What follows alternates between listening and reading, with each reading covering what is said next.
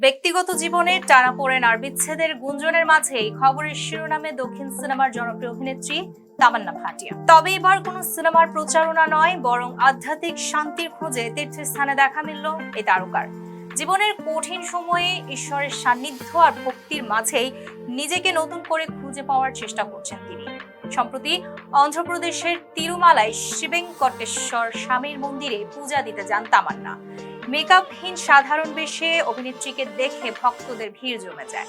অভিনেতা বিজয় বর্মার সাথে বিচ্ছেদের পর থেকেই তামান্নার জীবনে বড় ধরনের পরিবর্তন লক্ষ্য করেছেন তার ভক্ত অনুরাগীরা। 2025-এর মহাকুম্ভে অংশ নেওয়ার পর এবার মন্দিরে গিয়ে প্রার্থনা করতে দেখা গেল তাকে। এক সাক্ষাৎকারে তামান্না নিজের ভাবনার পরিবর্তন নিয়ে খোলামেলা কথা বলেছেন।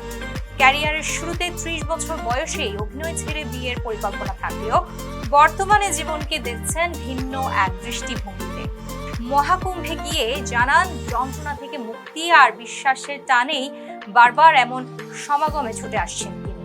বিচ্ছেদের বিষাদ ভুলে আধ্যাত্মিকতায় মন দেয়া তামান্নার এই নতুন পথ চলা এখন সামাজিক যোগাযোগ মাধ্যমে আলোচনার কেন্দ্রবিন্দুতে। পর্দার গ্ল্যামার থেকে দূরে সরে নিজের ভেতরের শান্তি খুঁজে পাওয়ার এই চেষ্টা ভক্তদের মাঝেও বেশ ইতিবাচক প্রভাব ফেলছে।